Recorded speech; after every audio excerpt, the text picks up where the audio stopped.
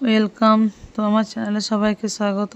তো দেখো আজকে একটা নতুন রেসিপি তৈরি করব, তো সেটাই সবার সঙ্গে শেয়ার করার জন্য আসলাম। দেখো পটলগুলোকে সব ছিলে নিচ্ছি। তো রেসিপিটা আশা করি হয়তো কম বেশি অনেকে জানবে, ধর ছেলা হয়ে গেছে সব পটলগুলো।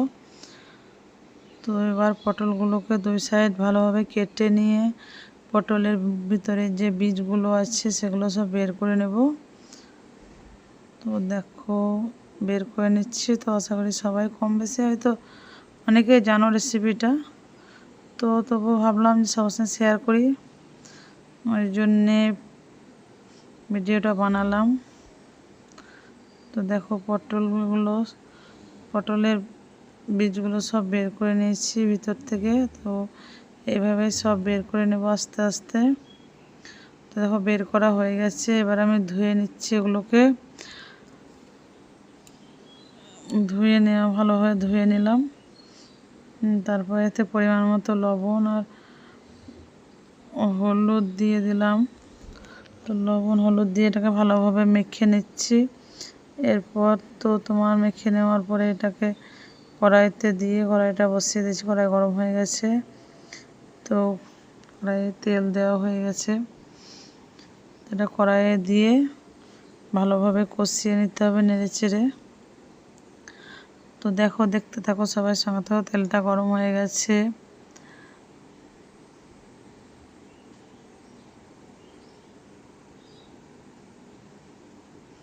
এরপর দেখো পটলগুলো সব দিয়ে দিলাম। তো দিয়ে দেওয়ার পরে ওটাকে নাড়াচাড়া করতে হবে অবশ্যই। এক হাতে ক্যামেরা আছে, কোলে বাচ্চা আছে, সব কিছু মিলিয়ে না সব কিছু জিনিস দিয়ে অনেক সমস্যা। তো বাটনার জন্য দেখো টমেটো আর আদা লঙ্কা নিয়ে নিয়েছি। এর সঙ্গে কিছু পোস্ত অ্যাড করলাম, পোস্ত দিয়ে দেব। দেখো পটলগুলো ভাজা হয়ে গেছে। এতে তোমার মশলার জন্য দেখো কাজু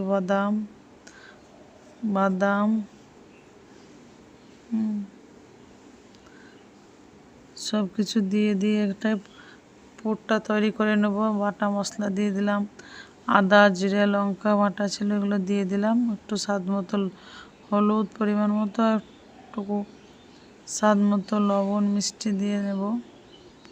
লবণটা তো এখন দিচ্ছি না। তো আলুগুলো দিয়ে দিলাম দেখো। তো যাই হোক গোটাই দিলাম। এটাকে হাতায় দিয়ে দেশে তোমার সেনে নিলাম।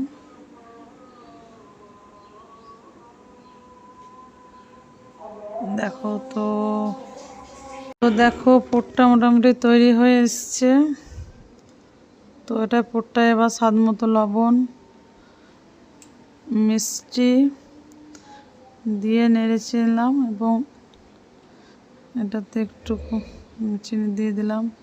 এরপর এটা যেটা হচ্ছে ছানা হোক বা পনির হোক কিছু একটা যাই হোক দিতে হবে। এটা পনির দিলাম, যাই হোক ছানা নেই তাই পনিরটা গ্রেট করে রেখেছিলাম, তাই গ্রেট করা পনিরটা দিয়ে দিলাম। এর মধ্যে একটু করে হালকা করে ঘি ছড়িয়ে দিলাম। তো এবার নেড়েচেড়ে নিলে ভালোভাবে নেড়েচেড়ে নিলে দেখো রেডি হয়ে গেছে পুরটা। তো দেখো পটলে সব কিছু ভরা রেডি হয়ে গেছে। তো ভরছি। তো যাই হোক দেখো সব ভরে নিচ্ছি একটা একটা করে পুরগুলো সব। পুরটা ভরে রেডি হয়ে গেছে।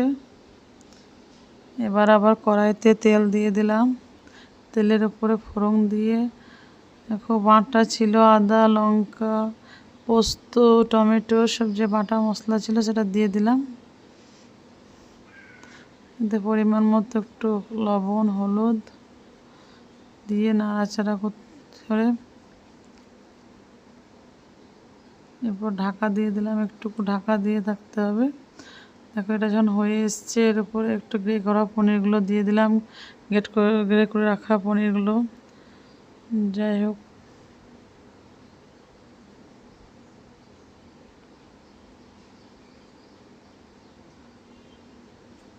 পনিরটা দিয়ে ভালোভাবে নাড়াচাড়া করে দেখো জল দিয়ে দিলাম পরিমাণ মতো।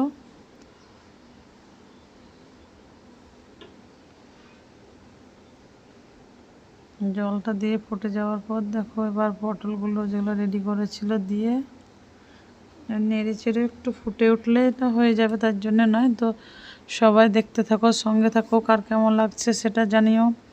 ভালো লাগলে অবশ্যই সবাই সাপোর্ট করো, লাইক করো, কমেন্ট করো, পাশে থেকো। এটুকুই সবাইকে বলার। তো দেখো রেডি হয়ে গেছে, এবার এটা নামিয়ে নিলাম। তো এরপর চলো, যাই হোক হয়ে গেছে। কালারটা কত সুন্দর হয়েছে, খেতেও টেস্টি হয়, তার জন্য নয়।